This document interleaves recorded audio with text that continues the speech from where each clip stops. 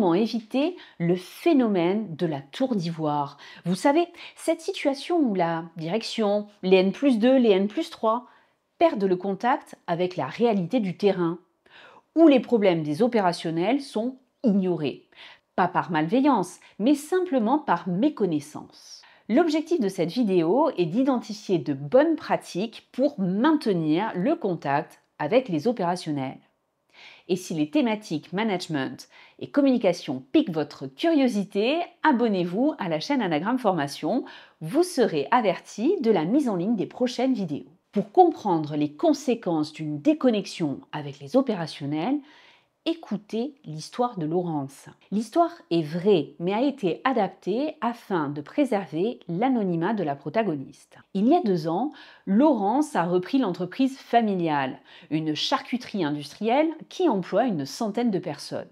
Elle a à cœur de mener de profonds chantiers de modernisation.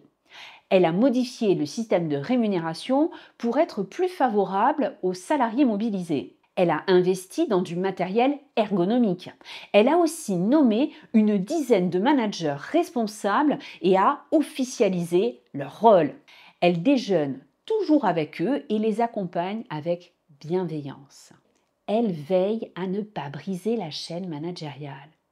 Les managers sont ses uniques interlocuteurs dans l'entreprise. Tout se passe à merveille avec les équipes. Un jour de novembre 2023, Laurence reçoit la visite d'un important client. C'est un véritable enjeu car ces commandes représentent 25% du chiffre d'affaires de l'entreprise et de nombreux projets peuvent aboutir. Alors qu'elle accueille la délégation envoyée, Laurence constate qu'une vingtaine de salariés occupent le parking en brandissant des pancartes « Grève illimitée, management abusif ». Le client souligne avec dépit le mauvais climat social de l'établissement. Laurence est médusée. Le risque, comme en témoigne cette histoire, c'est d'ignorer la montée du mécontentement social, de prendre le sujet trop tard et de ne pas pouvoir le désamorcer. Vous me direz peut-être, les managers de proximité sont là pour remonter ces risques. Oui, en théorie.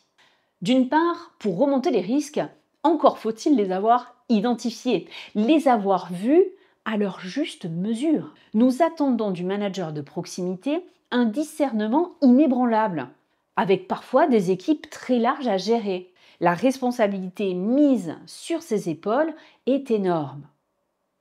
Or, le manager peut parfois, par manque de compétences ou de lucidité, ne pas s'apercevoir lui-même des difficultés du terrain. D'autre part, l'effet messager ou effet Hermès est bien connu en communication.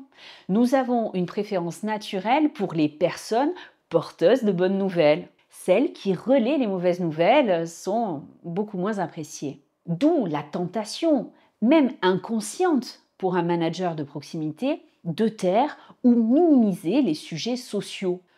Il ne voudra pas nous embêter avec si peu, ça va, il gère. En tant que manager de direction, il est donc très risqué de se décharger totalement sur le manager de proximité sur les questions d'ordre social. Nous aussi devons conserver le lien. Et accessoirement, ce lien permettra aussi de glaner des idées pragmatiques et pertinentes qui nourriront l'amélioration continue et l'innovation dans l'entreprise. Alors, comment conserver ce lien ? Les astuces que nous allons aborder pourront paraître simples, triviales. Mais soyons honnêtes, qui, en tant que N+2, les applique avec constance et régularité ? Maintenir le lien avec le terrain, c'est avant tout maintenir la relation. Or, pas de relation sans régularité. Par exemple, pour un directeur de site, passer une fois tous les 6 mois dans l'usine en coup de vent n'est clairement pas suffisant. Astuce numéro 1. Prendre la température sincèrement. En tant que N+2, cela implique d'engager la discussion avec les opérationnels en demandant comment va le travail, comment ça se passe en ce moment et surtout en attendant de véritables réponses, en faisant preuve d'écoute authentique. S'il y avait une seule astuce à retenir, ce serait bien celle-ci, s'arrêter pour écouter. Or, bien souvent, en tant que manager, nous sommes pris par le temps, par d'autres sujets, et nous ne passons pas assez de temps pour écouter et tendre l'oreille. Or, une demande non écoutée, non traitée d'un collaborateur, par exemple un nouvel outil de travail, est la première source d'insatisfaction. Et on passe très vite d'une insatisfaction individuelle à une insatisfaction collective, donc prenons le temps d'écouter. La deuxième astuce est la suite logique de la première. Il s'agit d'apporter une réponse à toutes les demandes des salariés et que la réponse soit positive ou non. Certains managers me disent « ce changement de planning, ce n'est pas très important. Oh, les retards de livraison, ce n'est pas majeur, ça leur passera. » Mais soyons clairs, non, ça ne passera pas. Si un salarié émet une demande, c'est que c'est important pour lui. Ne pas traiter la demande, c'est envoyer le message « ta réalité est moins importante que la mienne ». Et cela peut être vécu comme un acte de mépris. Le mécanisme d'escalade conflictuelle risque de s'enclencher. La demande non traitée devient un problème, puis dérape en conflit. Donc pour éviter cela, il est fondamental d'apporter des réponses et de s'assurer que tout a bien été traité. Troisième astuce, crever immédiatement l'abcès en cas de malaise. Si en tant que N+2 ou même N+1, nous pensons « Ah, l'ambiance n'est pas terrible dans l'atelier » ou bien mon équipe exclut certaines personnes, dont moi parfois, c'est qu'il y a probablement des conflits larvés. Or, c'est de notre responsabilité de s'assurer que ces conflits sont régulés. Parfois, le manager de proximité, parce qu'il est au cœur de l'action, ne voit pas ce qui se passe et minimise. Jonathan ne s'entend pas bien avec Sébastien, c'est tout. Tout conflit ou malaise doit être abordé au plus vite. Pour la méthode pratique pour crever un abcès relationnel, vous pouvez visionner la vidéo dont le lien s'affiche. Quatrième astuce, participer au moment de vie de l'équipe. En tant que N+2, nous pouvons nous greffer à l'équipe et partager des moments de convivialité tels que les déjeuners ou les moments de pause. Le gain est évident, plus de proximité avec l'équipe, donc plus de facilité dans les échanges. Certains managers de direction vont plus loin et ritualisent des déjeuners opérationnels. L'un de mes clients convie chaque mois plusieurs opérationnels, sans leur chef d'équipe, à un déjeuner extérieur. Valorisant pour les salariés et très utile pour le N+2 qui maintient le lien et récolte de précieuses informations.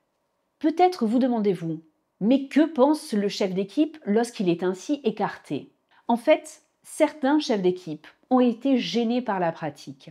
Ceux dont les opérationnels ont fini par remonter des dysfonctionnements majeurs. Par exemple, des opérationnels ayant fait part de leur exaspération face à la tolérance du vol ou de propos xénophobes. Ces repas ont permis au N+2 de détecter une situation problématique due à son chef d'équipe, qui a d'ailleurs fini par quitter la société. En tant que N+2, nous pouvons également assister occasionnellement à des réunions d'équipe à des 6 points, 6 minutes. L'idée n'est pas de faire à la place du manager de proximité. L'idée est d'écouter les retours des salariés et pourquoi pas d'accompagner le manager de proximité à s'améliorer dans cet exercice. Pour conclure, respecter la chaîne managériale est essentiel, mais être lucide l'est aussi. Le lien avec le terrain reste primordial en tant que N+2, car c'est un garant d'un bon climat social. Et pour cela, prenons la température régulièrement, soyons vigilants à traiter toutes les demandes, crevons l'abcès au plus vite en cas de malaise et participons au moment de vie de l'équipe.